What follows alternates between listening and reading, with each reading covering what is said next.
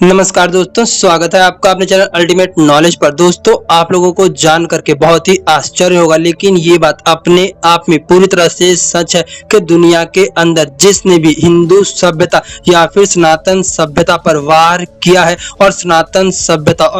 सभ्यता के मानने वाले लोगों को हानि पहुंचाई है, उस व्यक्ति का पूरी तरह से नाश हो गया है। चाहे वो मुगल हो या फिर अंग्रेज हो, इन्होंने भारत की सनातन परंपरा और सनातन परंपरा के मानने वालों पर इतने अत्याचार किए कि जिसके कारण से इनका दुनिया के अंदर से पूरी तरह से खात्मा हो गया। दोस्तों, जो बांग्लादेश कल तक हिंदुओं के ऊपर अत्याचार कर रहा था, जो बांग्लादेश कल तक हिंदुओं के मठ और मंदिरों को तोड़ रहा था और बांग्लादेश के अंदर से पूरी तरह से हिंदुओं का नरसंहार करने पर उतारू था, आज वही बांग्लादेश के लोग अपने ही देश में भूखे मरने को तैयार है। आज उनके पास खाने को रोटी नहीं है, आज उनके बच्चे भूख से बिलख रहे हैं। दोस्तों, आप सब लोग इस बात को बहुत अच्छे से जानते होंगे कि बांग्लादेश दुनिया के अंदर एक गरीब देश के तौर पर जाना जाता है और बांग्लादेश में लगभग आधी से ज्यादा आबादी के पास ना ही तो खाने के लिए खाना है और ना ही रहने के लिए सही सा घर है।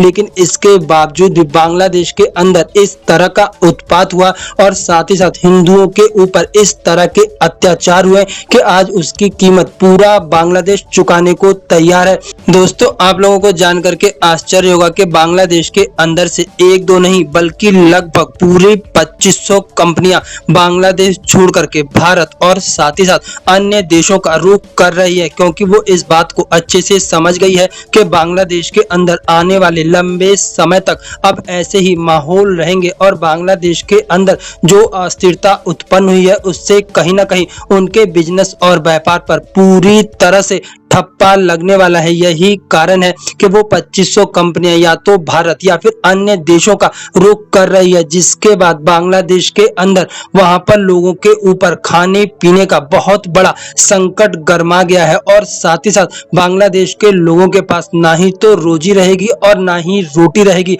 अब वो चाहे तो अपने देश में पूरी तरह से दिन रात तोड़फोड़ कर सकते हैं और साथ ही साथ अपने देश को पूरी तरह से बर्बाद कर सकते हैं। जिस बांग्लादेश को बड़ा बनने में और साथ ही साथ समृद्ध होने में धीरे धीरे समय लग रहा था, लेकिन बांग्लादेश के लोगों ने सिर्फ कुछ दिनों के अंदर पूरी तरह से पूरे बांग्लादेश को बर्बाद कर दिया, जिसके कारण से अब बांग्लादेश में रहने वाले करोड़ों मुस्लिम आने वाले समय में भूख और प्यास से तड़पने वाले हैं।